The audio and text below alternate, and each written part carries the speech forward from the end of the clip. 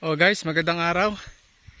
Ayan, kanina nag-upload tayo ng video sa ating mga alagang baboy at ito ay mga pambenta na. So after ko mag-asikaso ng mga hayop, diretso naman ako dito sa farm at meron tayong tanim na talong. Ayan. So alam naman natin ngayon na pamahal ang mga bilihin. So naisipan namin na magtanim ng talong. Una, pang personal na pang konsumo at pangalawa, pang benta na rin yung the rest. So ayan. Malaki-laki na sila. Nakapag-abono na rin tayo dito. So ngayong araw na to, ang activity ko ngayon dito ay magdidilig tayo kasi maglilimang araw nang di umuulan. May balitang bagyo pero eto, mainit. So sa ibang lugar yung bagyo, sa ibang lugar maulan, ngayon dito sa atin ay mainit. So magdidilig tayo ngayon. Kahapon nagtanggal tayo ng mga burot dito sa area na to. Ayan, naghahok na rin tayo ng mga puno. So sa araw magagahok ulit tayo. Ayan, laki na. Mga sunod na linggo mamumulaklak na to. So doon tayo mag-aabono uli ng pampabunga. Pampaganda ng kanyang bunga. So ngayon, activity talaga natin ngayon ay magdidilig. So tuturo ko sa inyo kung saan ako kumukuha ng tubig. Tapos gumagamit lang ako ng 2 timba. So mano-mano to kasi wala pa tayong budget pambili ng water pump. Kaya sa ngayon magtiisa lang muna tayo kung anong meron tayo ngayon.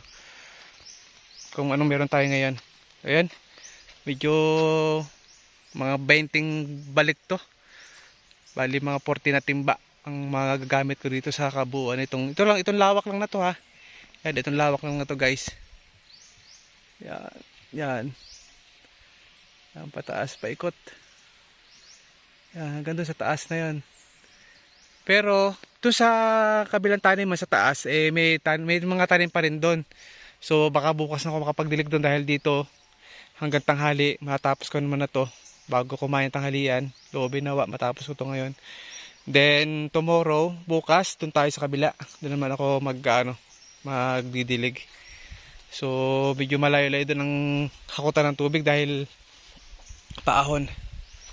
So ito, dito muna tayo magdidilig. Isang lata ito guys, itong tanim natin na talong. More or less mga nasa 60,000 yung naitanim na puno. Mga 6,000 pala rather. So ayan guys, tara. Tuturo ko sa inyo kung saan ako kumukuha ng tubig. Sa sapa lang, may sapa dito malapit. Ayan, yun yung lugar na yun lang. So ito yung ating timba. So ito ang aking pinagkakabala ngayon after ng mga hayop, baboy, kambing. Kapag asikaso dito naman tayo didiretso sa ating maliit na taniman. So hindi natin to sariling lupa, ito pinagtanim lang tayo dito ng may-ari. So ayan, salamat sa nagpatanim sa atin dito. So dito, na ito yung daan punta sa ating pag-iigiba ng tubig. Yan. So ito yung sapa. So kung tayo makakapag-provide ng water pump, siguro makakapagpaalawa ng pagdidilig. Maglalagay lang tayo ng drum doon sa tabi. Tapos ilalagay natin dito yung hose para dire-diretso lang kuha ng tubig. So ayan, ito yung tubig. Ayan. Okay guys, sige. Magdidilig muna ako. Di na ako makakapag-video pagdidilig at nag-iisa lang naman ako, wala tayong katulong sa pagkuha ng video. So ayan, ingat kayo palagi guys. Suportahan nyo palagi ang aking channel. At wag lang susuko, laban lang kasi ganyan talagang buhay. Kasama sa buhay ng tao ang mahirapan pero hindi tayo susuko. Okay guys, salamat sa panonood. Bye bye, God bless.